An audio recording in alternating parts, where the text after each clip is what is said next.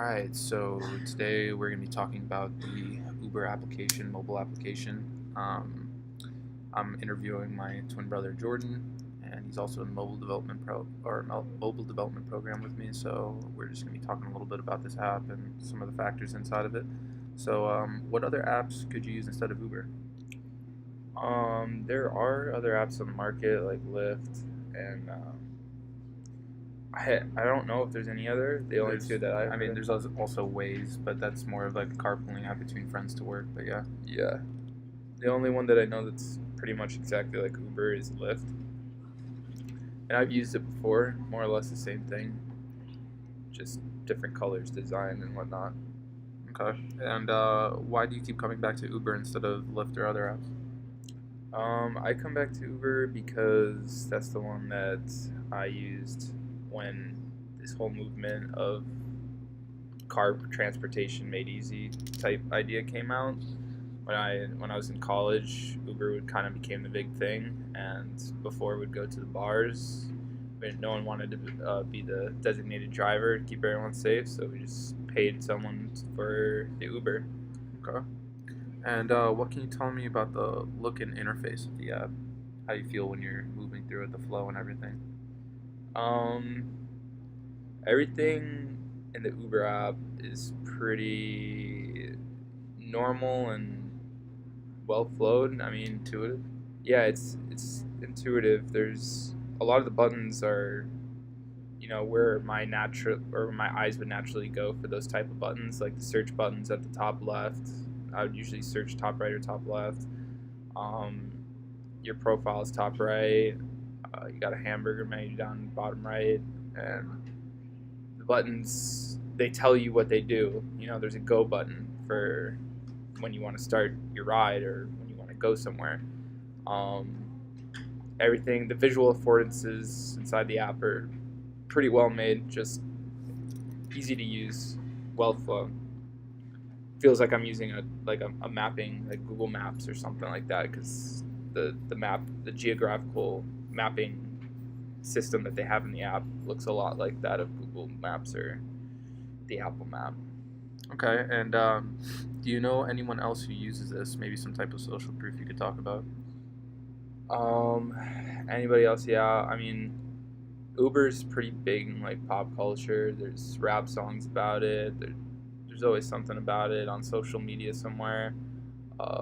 All my friends I talk to, it's like, oh, who wants to drive? We'll just Uber. So socially, it's pretty normal to use Uber. No one. And they also say it's safe in terms of, instead of drinking and driving, you can get an Uber. So, Yeah, it's safe in that respect, but you're also getting in the car with a stranger. So yeah, I'm pretty sure they try to do something with that to make sure that their drivers are more safe and that they're safe and things like yeah. that. But So the social proofs, I mean, they're all there. It's social media, pop culture, yeah. socially normal. And would you still use it if all of those factors weren't in there? Meaning, like your friends and family weren't using it, or it wasn't in some type of rap song or something. Um, I mean, it's easier if everyone uses the same app because you can share rides. So if there's five people, paying for like an hour drive, and if everyone who has Uber can split the ride five ways or four ways, whoever has Uber. And same with Lyft. If you're all on the same app, you can split the ride. So I would say I have both apps. So if everyone's using Lyft, I'll use Lyft. If everyone's using Uber, I'll use Uber. But if I'm by myself, I'll probably still use just Uber. But more to the question, would you still use it if they didn't use it? If all those people weren't using Uber or Lyft, would you still use it? Well, what I said was that if I was by myself, no one else was around me, I would use Uber. But if I'm with people who are going to the same place as me in the same car, I'm going to use whatever app they're using because you get to split the ride. So I the guess answer is 50-50. you didn't explain it right the first time, so I had to correct you on that and make sure you were getting to the point of the I interview. If my interviewer doesn't get what I'm saying, then that's their problem. Okay, we'll skip the name calling and go straight to more questions. How about that? Okay, that sounds good. So the scarcity in the app. Do you see Instances places. of Yeah, scarcity. instances. Of I knew you were scarcity. going with that question. Thank Yeah. you for asking it. Very important. Very important. Is there? Yeah, there's instances of scarcity both in Lyft and Uber. Uber, I've had instances where the prices actually go up as the night goes on because there's less Ubers and there's more demand because everyone's trying to get home. So we get there around 10:30, 11 o'clock.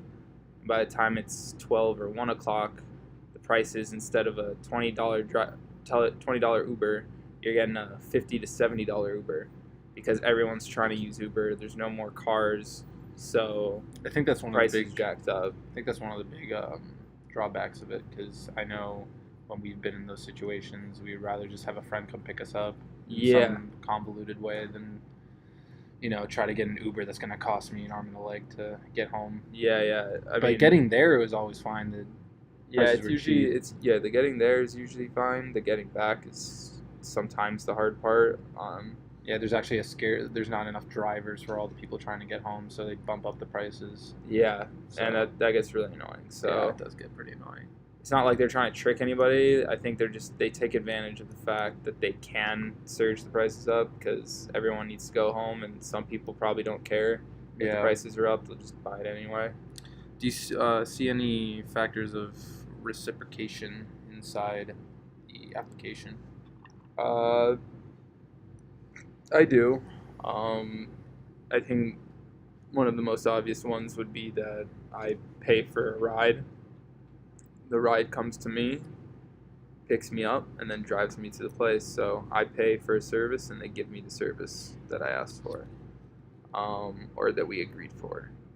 And Yeah, I imagine that's probably the same also on the driver side of the app. Is someone requests you, and the reciprocation for being requested and driving someone is they get paid for that. So yeah, because there's different types of app. There's the Uber Eats, there's the Riders app, and the Drivers app. So those are all different applications in themselves, but I feel like a lot of those same factors go into it.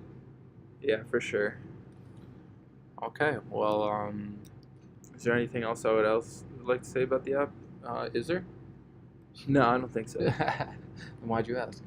Just making sure that I had nothing left. Well, this has been a really interesting interview, and I'm glad that we got through some of these topics today, because I think it's important that we talk about them.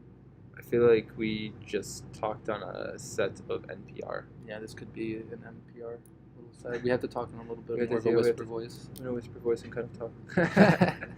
All right. Well, it was nice to meet you again today, sir. Yeah, it meet was you great. again. It was great to meet you again. Have a great day.